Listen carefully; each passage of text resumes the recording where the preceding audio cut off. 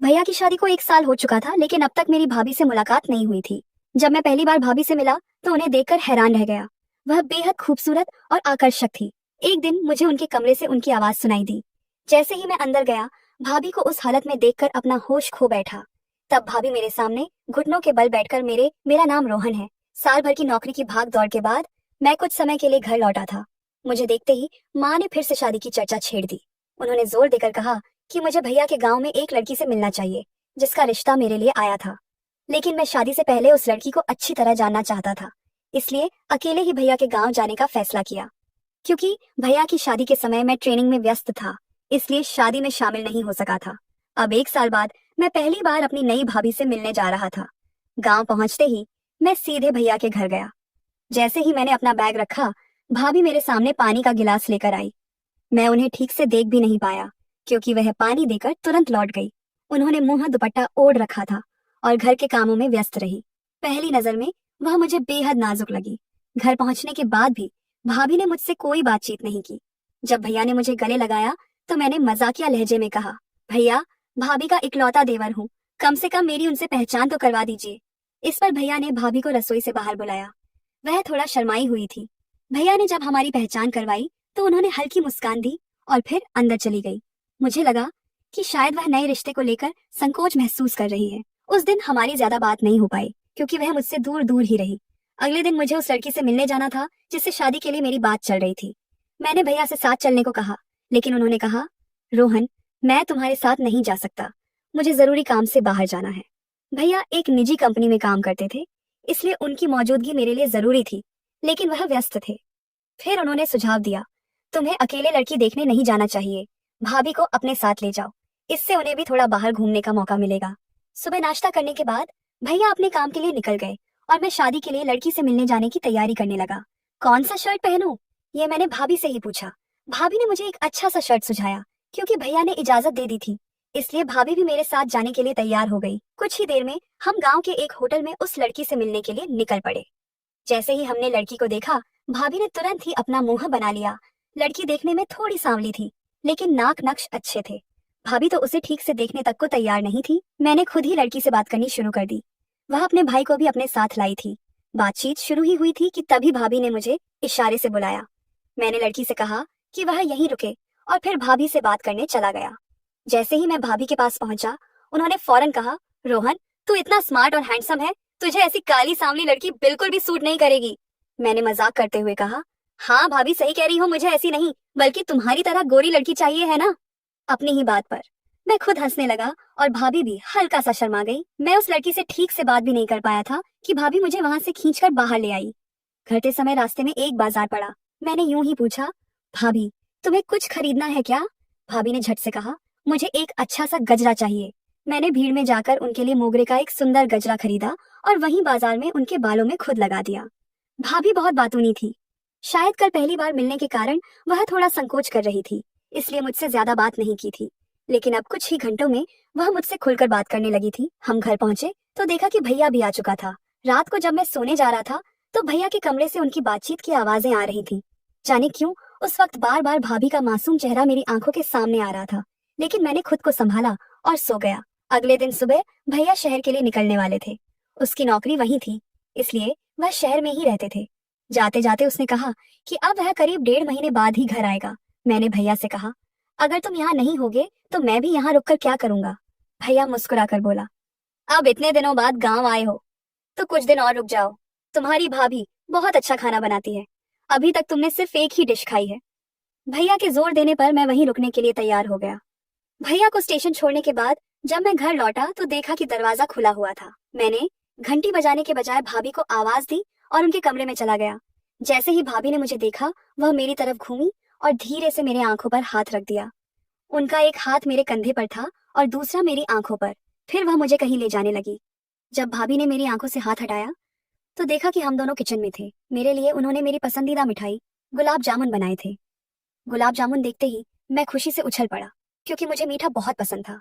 मैंने झट से भाभी को गले लगा लिया और कहा, भाभी, तुम्हें मेरी पसंद तक पता है। यह जानकर मुझे बहुत अच्छा लगा। भाभी मुस्कुराकर बोली, मैंने खास तुम्हारी माँ से पूछकर तुम्हारी पसंद नापसंद पता की है। अब इतने दिनों बाद मेरा इकलौता देवर घर आया है, तो तुम्हारे भैया के बाद मुझे ही तुम्हारी देखभाल करनी होगी ना। गुलाब जामुन खाते ही मैं और भी खुश हो गया। सच में भाभी के हाथों में गजब का स्वाद था। मैंने उनकी खूब तारीफ करनी शुरू कर दी। जब मैं उनकी तारीफ कर रहा था तो उन्होंने मुझे एक तक देखना शुरू कर दिया। अचानक मैंने देखा कि उनकी आंखों में आंसू थे। यह देखकर मैं हैरान रह गया। भाभी को इस तरह रोते देखकर मैंने तुरंत उनका हाथ पकड़ा और उन्हें अपने पास बैठा लिया। मैंने चिंतित होकर पूछा, भाभी क्या हुआ, तुम रो क्यों रही हो? कहीं तुम्हारी तबीयत तो खराब नहीं है? चलो हॉस्पिटल चलते हैं। मैं बोल ही रहा था कि भाभी ने मेरा हाथ और जोर से पकड़ लिया और कहा, रोहन तुम मेरी कितनी परवाह करते हो, इतनी चिंता तो तुम्हारे भैया ने भी कभी नहीं की। एक औरत को अपने पति से बस यही प्यार और परवाह चाहिए होती है। तुम्हारी फिक्र देखकर मेरी आंखों में यूं ही आंसू आ गए और कुछ नहीं। मैं तुरंत किचन से पानी लेकर आया और उन्हें दिया। फिर समझाने लगा, भाभी भैया से नाराज मत हो, वह अपने काम में बहुत व्यस्त रहते हैं, इसलिए शायद तुम्हें इतना वक्त नहीं दे पाते। लेकिन अब चिंता मत करो, जब तक भैया वापस नहीं आते मैं तुम्हारी हर कमी पूरी कर दूंगा। मेरी इस बात पर भाभी हल्का सा मुस्कुराई। आधी रात को अचानक मेरे फोन की घंटी बजी। मेरा दोस्त था जिसने बताया कि उसके काका को हॉस्पिटल में भर्ती कराना पड़ा, इसलिए वह मुझसे मदद मांग रहा था। हम दोनों देर तक फोन पर बात करते रहे और इस वजह से मेरी नींद पूरी तरह खुल गई। नींद न आने की वजह से मैंने अपनी खिड़की खोली तो देखा कि भाभी के कमरे की लाइट जल रही थी। भैया का कमरा मेरे कमरे के ठीक बगल में था और अब जब वह यहाँ नहीं थे तो भाभी अकेली उस कमरे में थी। मुझे पहले ही अंदाजा था कि भाभी अकेलापन महसूस कर रही होंगी और शायद इस समय भी वह अकेले बैठी रो रही होंगी। यही सोचकर मैं फौरन उनके कमरे के दरवाजे पर पहुंचा और धीरे धीरे दरवाजा खटखटाने लगा। काफी देर तक दरवाजा बजाने के बाद भी जब उन्होंने नहीं खोला तो मैंने कहा, भाभी अगर तुम दरवाजा नहीं खोलो तो मैं खिड़की से अंदर आ जाऊंगा। मेरी बात सुनते ही उन्होंने तुरंत दरवाजा खोल दिया। जैसे ही दरवाजा खुला मैंने जो देखा उसे देखकर मैं बस देखता ही रह गया। भाभी रात के नाइटी गाउन में थी और वह बेहद खूबसूरत लग रही थी। उन पर लाल रंग बहुत खिल रहा था। एक पल के लिए मैं उनकी ओर देखता ही रह गया। जब भाभी ने मुझे आवाज दी तो मैं होश में आया। मैंने उनसे पूछा, रात के 4 बज चुके हैं, फिर भी तुम्हारे कमरे की लाइट क्यों जल रही है? भाभी ने हल्की मुस्कान के साथ जवाब दिया, मुझे नींद नहीं आ रही थी इसलिए खिड़की के पास बैठ गई थी। मैंने उनके गाल पर हल्के से हाथ फेरा ताकि यकीन कर सकूं कि वह रो तो नहीं रही हैं। मेरी चिंता को महसूस करते ही उन्होंने मुझे कसकर गले लगा लिया और बोली, मुझे कुछ नहीं हुआ, बस थोड़ी देर जागने का मन था। अब तुम मेरी चिंता छोड़ दो और जाकर आराम करो। इतनी देर तक जागना सेहत के लिए अच्छा नहीं होता। मुझे तो रात भर जागने की आदत है। लेकिन ना जाने क्यों भाभी के कमरे से बाहर जाने का मन नहीं कर रहा था। फिर भी पूरी रात वहीं रुकना सही नहीं लगा, इसलिए मैं अपने कमरे में चला गया।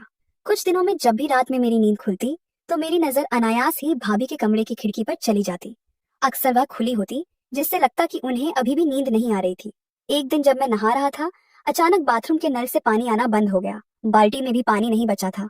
मैंने भाभी को कई बार आवाज लगाई लेकिन उन्होंने कोई जवाब नहीं दिया। मजबूर होकर मैं तौलिया लपेटकर बाथरूम से बाहर बाहर निकला। हॉल में देखा कि भाभी किसी लड़के से बातें कर रही थी। गौर से देखने पर एहसास हुआ कि वह वही लड़का था जो उस दिन शादी के लिए उस लड़की के साथ आया था। मुझे देखते ही भाभी ने उसे जल्दी से बाहर भेज दिया और मेरे पास आकर बोली, रोहन तुम इस हालत में बाहर क्यों आ गए? मैंने गुस्से में कहा, बाथरूम में पानी खत्म हो गया था। तुम्हें कई बार बुलाया लेकिन तुमने सुना ही नहीं, इसलिए मजबूर होकर बाहर आना पड़ा। भाभी ने अफसोस जताते हुए कहा, अच्छा रुको मैं तुम्हारे लिए पानी लाती हूँ। थोड़ी ही देर में वह बाल्टी में पानी लेकर आई। जब मैं बाथरूम में गया तो मैंने उनसे पूछा, वह लड़का यहाँ क्या कर रहा था? भाभी ने मुस्कुराते हुए कहा, वह अपनी बहन की शादी के सिलसिले में बात करने आया था। शायद उसकी बहन को पता चल गया था कि तुम अभी भी गांव में हो, इसलिए उसने अपने भाई को तुम्हारे बारे में पूछताछ के लिए भेजा था। लेकिन मैं उसे मना कर रही थी कि यह रिश्ता हमें मंजूर नहीं, तभी तुम आ गए। भाभी मेरी चिंता कुछ ज्यादा ही करने लगी थी। मैंने चुपचाप उनकी बातें सुनी। अचानक नहाते वक्त साबुन मेरे आंखों में चला गया। जलन होने लगी तो मैंने तुरंत आंखें बंद कर ली। यह देखकर भाभी तुरंत मेरे पास आई, ठंडे पानी से मेरी आंखों को धोया और धीरे धीरे उन फूंक मारने लगी। अब मुझे एहसास होने लगा था कि भाभी का मेरे प्रति व्यवहार पहले से ज्यादा करीब और आत्मीय हो रहा था। उस रात जब मैं सोने की कोशिश कर रहा था अचानक भाभी मेरे कमरे में आ गई। उनकी आंखों में हल्का सा डर झलक रहा था। वह धीमी आवाज में बोली, रोहन आज मुझे अपने कमरे में बहुत डर लग रहा है, क्या तुम मेरे साथ मेरे कमरे में सो सकते हो? भाभी को मेरी मदद चाहिए थी, इसलिए मैं उनकी मदद करने के लिए उनके कमरे में सोने चला गया। उस वक्त मेरे मन में भाभी को लेकर कोई गलत ख्याल नहीं था, लेकिन भाभी मेरे बारे में क्या सोच रही थी इसका मुझे जरा भी अंदाजा नहीं था। रात में भाभी हमारे लिए 2 कप चाय लेकर आई। चाय पीते ही मुझे गहरी नींद आने लगी। उसके बाद से मैं खुद ही रोज भाभी से चाय मांगने लगा, क्योंकि चाय पीने के बाद मुझे बहुत अच्छी नींद आने लगी थी। कुछ दिनों बाद माँ का फोन आया। उन्होंने मेरे लिए 3-4 रिश्ते देखे थे और चाहती थी कि मैं घर आकर उनसे मिलूं। लेकिन मुझे इतनी जल्दी शादी नहीं करनी थी, इसलिए उन रिश्तों से बचने के लिए मैं कुछ दिन और भैया के घर ही रुका रहा। मगर रात में सोते समय जो कुछ भी हो रहा था उसका मुझे बिल्कुल भी अंदाजा नहीं था। जब से मैं भाभी के कमरे में सोने लगा था, तभी से सुबह उठते ही उनके चेहरे के हाव भाव कुछ बदले बदले से लगने लगे थे। वैसे दिन भर वह हमेशा की तरह मुझसे प्यार से ही पेश आती थी। एक दिन दोपहर में जब मैं चार्जर लेने के लिए भाग के कमरे में गया तो वह वहां नहीं थी। मुझे लगा कि वह कमरे में होंगी, लेकिन वह नहीं थी। जैसे ही मैंने कमरे में नजर दौड़ाई तो उनकी दराज में प्रेगनेंसी किट दिखी। मैंने उत्सुकता से उसे उठाकर देखा तो वह पॉजिटिव थी। यह देखकर मैं एकदम चौंक गया। भैया को काम पर गए पूरे 15 दिन हो चुके थे और इन 15 दिनों में मैं ही अकेला भाभी के साथ इस घर में रह रहा था। इस दौरान भाभी मेरे साथ बहुत खुश नजर आ रही थी। ना कभी उन्होंने बोरियत महसूस की, ना ही किसी चीज की शिकायत की। मेरे हाथ पैर ठंडे पड़ गए। मैंने वह किट वहीं रख दी और कमरे से बाहर आ गया। तभी भाभी छत से नीचे आई। मैं उनके सामने गंभीर चेहरा ले खड़ा हो गया। भाभी मुस्कुराते हुए बोली, रोहन, आज मेरा मोगरे का गजरा लगाने का मन कर रहा है। तुम जल्दी से जाकर मेरे लिए गजरा ले आओ। और हाँ, मिठाई की दुकान से स्पेशल बासुंदी भी ले आना। भाभी उस वक्त किसी और ही मूड में थी। मैं कुछ कहना चाहता था, लेकिन उन्होंने मुझे बोलने का मौका ही नहीं दिया। उन्होंने भैया की गाड़ी की चाबी मेरे हाथ में रखी और बाजार जाने के लिए कह दिया। बाजार का दिन था, इसलिए काफी भीड़ थी और खरीदारी करने में मुझे करीब 1.5-2 घंटे लग गए। जब मैं वापस आया तो भाभी का अंदाज मुझे कुछ बदला बदला सा लगा। मैंने उनके हाथ में गजरा दिया और सीधे उनसे सवाल किया, भाभी, मुझे तुम्हारे कमरे में प्रेगनेंसी टिकट मिली और वह पॉजिटिव थी, लेकिन भैया तो 15 दिनों से शहर से बाहर है। फिर यह कैसे संभव है? भाभी ने हल्की मुस्कान दी और बोली, रोहन, तुम मुझसे ही पूछ रहे हो। इस बारे में मैं खुद तुमसे बात करने वाली थी। यह हमारा बच्चा है। यह सुनकर मेरे तो होश ही उड़ गए। पसीने से मेरी हालत खराब हो गई। भाभी बोली, मैंने तुमसे सिर्फ एक दिन के लिए अपने कमरे में सोने को कहा था, लेकिन तुम तो हर रात वहीं सोने लगे और अब तुम कह रहे हो कि तुम्हें कुछ पता ही नहीं। ऐसा दिखावा मत करो। रोहन इतना कहकर भाभी वहां से चली गई और मैं बस हैरान खड़ा रह गया। भाभी को बच्चा स्वीकार था, लेकिन मुझे यह सब बिल्कुल पसंद नहीं आ रहा था। चाहे भाभी कितनी भी खूबसूरत क्यों ना हो, लेकिन वह मेरे बड़े भाई की पत्नी थी। मैंने कभी उनके बारे में इस तरह सोचा ही नहीं था। उस दिन मैं पूरे समय सोच में पड़ा रहा, खाना भी नहीं खा पा रहा था। फिर भी भाभी ने प्यार से मुझे खाना खिलाया और दिन भर मेरे पास ही बनी रही। रात में हमेशा की तरह वह मेरे लिए चाय लेकर आई। लेकिन उस दिन मैं अपने कमरे में बहुत टेंशन में बैठा था। सोचते सोचते जब मैंने चाय का कप टेबल पर रखा तो वह गिर गया। भाभी को गंदगी बिल्कुल पसंद नहीं थी, इसलिए जैसे ही उनके कमरे में आने की आहट मिली, मैंने जल्दी जल्दी सब साफ कर दिया और बिस्तर पर सोने का नाटक करने लगा। भाभी भी चुपचाप कमरे में आई, शायद देखने कि मैं सो रहा हूँ या नहीं, लेकिन मुझे तो नींद आ ही नहीं रही थी। अचानक मुझे बाहर वाले कमरे से किसी की आवाज सुनाई दी। मैंने खिड़की से झांका तो देखा कि एक लड़का भाभी के कमरे की ओर जा रहा था। मैं तुरंत बाहर आया और उनके कमरे के पास जाकर ध्यान से सुनने लगा। भाभी ने शायद सोचा था कि मैं गहरी नींद में हूँ, इसीलिए उन्होंने दरवाजा खुला छोड़ दिया था। जैसे ही मैंने अंदर देखा तो मेरी आंखें फटी की फटी रह गईं। भाभी उस लड़के के साथ एक ऐसी हालत में थी जो मैं कभी सोच भी नहीं सकता था, और वह लड़का वही था जिसकी बहन से भाभी ने मेरा रिश्ता तय नहीं होने दिया था। गुस्से में मैंने भाभी से पूछा, भाभी, यह सब क्या हो रहा है? तुम्हारे पेट में जो बच्चा है वह इस लड़के का है। फिर तुम मुझ पर इल्जाम क्यों लगा रही थी? भाभी ने बिना किसी हिचकिचाहट के जवाब दिया, हाँ, यह बच्चा का है, लेकिन जब तुम मुझ पर शक करने लगे तो मैंने सारा इल्जाम तुम पर डाल दिया। मेरे पैरों तले जमीन खिसक गई। भाभी ने आगे कहा, मैं हर रात तुम्हें सोने की दवा मिलाकर चाय में दे रही थी, जिससे तुम गहरी नींद में चले जाओ, और जब तुम सो जाते थे तब मैं अपने प्यार राजेश से मिलने चली जाती थी। इतना सुनकर मैं दंग रह गया। भाभी की आंखों में आंसू आ गए। वह बोली, तुम्हारे भैया के पास मेरे लिए बिल्कुल भी समय नहीं था।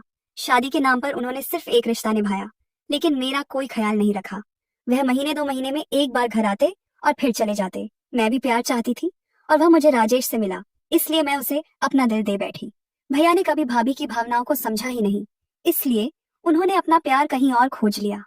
मैं भाभी को समझा नहीं सकता था, लेकिन जब यह सच भैया को पता चला तो उन्होंने ना कुछ सोचे समझे भाभी से अलग होने का फैसला कर लिया।